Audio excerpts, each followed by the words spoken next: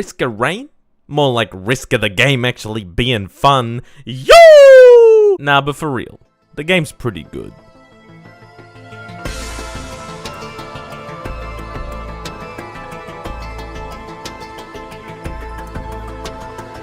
Risk of Rain 2 is a game with little introduction. There's no big tutorial or training course. You hit the start playing button, you land in the map, and you crack on with it. Being a roguelike to the core, it has a great sense of replayability and offers many different ways for you to tackle the action. Between its progression, power-ups, and purple lizards, this is a game with a lot to offer for those willing to dive in and explore it.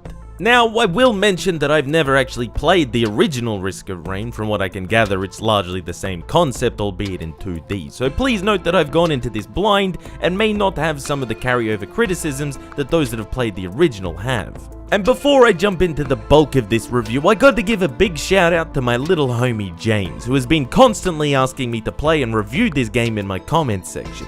Some might call it spamming, but I like to think of it as pleasing the algorithm by having more comments per view. So this one's for you, J-Train. Enjoy it. Here is my Risk of Rain 2 Electric Reviewgaloo.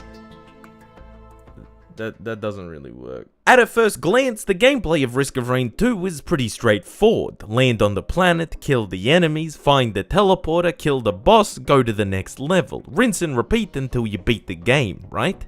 Well, there's a little more to it than that, and a lot of it is linked to the game's rather brilliant progression curve. In each run, you'll go from being just your base character to having several stacked upgrades that turn you into a near unrecognizable and ungodly mecha wizard in almost Terraria-esque proportions.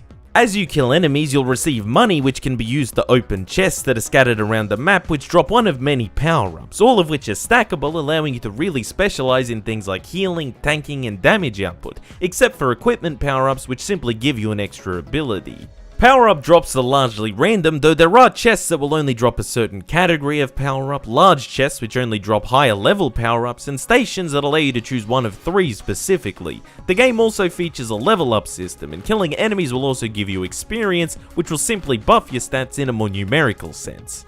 The clever thing about this game's difficulty curve is that it's not only tied to stage progression, but also by a timer. The longer that you play for, the harder the game gets. Enemies will be a higher level, and more nasty ones will start to appear.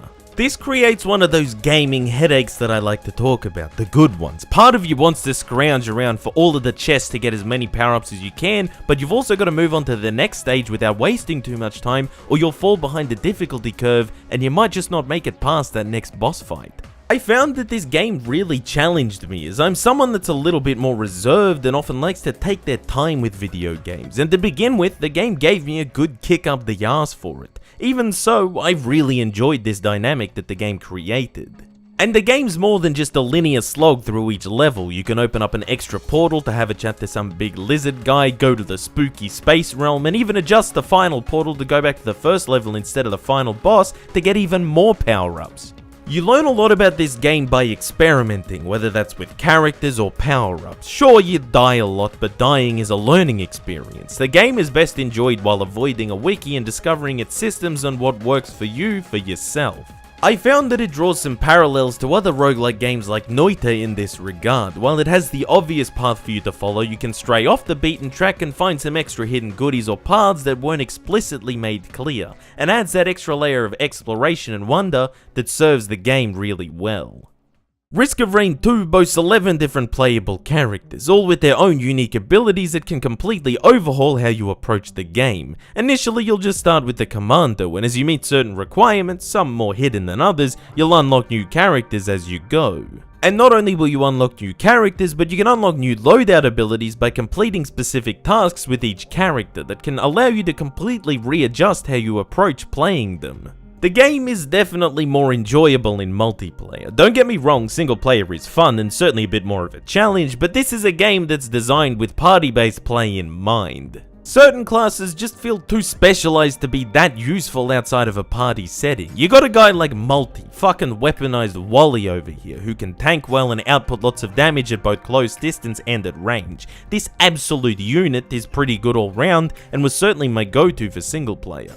But then you've also got Loader, and don't get me wrong, buddy, I love you. You're probably the most fun character to play and you're near indestructible at times, but you can only melee and you're not so useful against the final boss. Playing with other people just gives you the agency to play those more specialized classes that have shortfalls that can be balanced out by other classes that can pick up the slack. While I still enjoyed playing in single player, having a party of 3 or 4 friends is where the game really comes to life. Which is a hard sell for a lot of you, because if you watch my videos unironically, then let's be honest, you probably don't have 2 or 3 friends.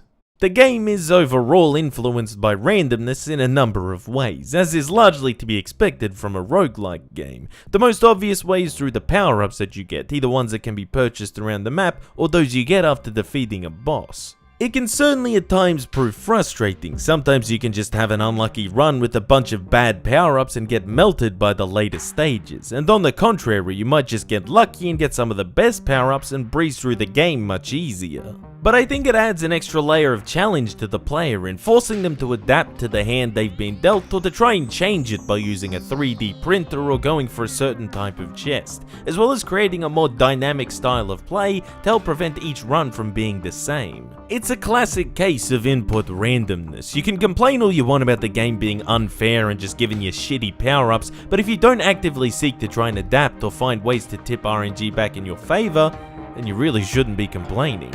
The stages, however, aren't actually procedurally generated. For each level prior to the final boss, there are 2 possible options which use the same map each time, which in all honesty is not what I expected from a modern roguelike. It does allow a more refined and handcrafted feel for each stage, and it does give you that extra edge in becoming more familiar with each map as you play through, but I think there's something to be said about making players feel familiar with the overall systems, and then in turn allowing them to adapt to a randomly generated, albeit similarly featured map. And don't get me wrong, as you play through Risk of Rain, you certainly start to become acquainted with how it works, what kind of enemies will show up, and what the good power-ups are. But I just feel that perhaps a procedurally generated system for each type of map might add an extra layer to the randomness aspect of the game that keeps it nice and replayable, especially when things like loot, starting positions, and teleporters are randomized anyway. Visually, I don't mind the look of the game. It goes for an achievable, cel-shaded kind of look that holds up well and will still look good for many years to come. I think that the game has enough visual clarity to avoid being confusing to look at, but I do think that some enemies could pop out of the background a little more. One visual aspect of the game that I really liked was how power-ups actually appear on your character as you collect them. It helps to accentuate that progression from being your default character to something almost unrecognizable and far more powerful. A little touch, but something I just thought was neat. The soundtrack is a great complement to the action of the game, real synth heavy and kinda dark and gloomy. The standard background music for each stage will make way for the more intense boss tracks that start blasting when you start the teleporter event, and I think that on the whole it adds to the atmosphere and style really well. I gotta give props to Christodoulou for the work he's done on this soundtrack, because dare I say, his music was electric. Overall, I can definitely say that I had a lot of fun with Risk of Rain 2. Despite not playing the first game, I don't feel like I really needed that introduction or background. The game was to the point. It didn't piss me around. I started it up and dived straight into the action. There's a great amount of replayability to be found here, with so many different ways to tackle the game, not only between all of the unlockable characters, but all of the builds possible with the multitude of power-ups to collect, and the game's roguelike setting and progression will have you diving back in over and over again. I think what Risk of Rain 2 taught me most of all is how much I really suck at video games, but I like that it encouraged me rather than blatantly forcing me to adopt a playstyle that I'm not usually accustomed to, and still had me enjoy the game a lot. And for a rather reasonable $35 or so on Steam, I certainly got my money's worth too. The game is definitely optimized for a party setting, which for someone who has no friends like me can be a little tricky. But get together 3 or 4 people and you might find that there's no risk of rain, but a risk of you finding the new staple of your game library.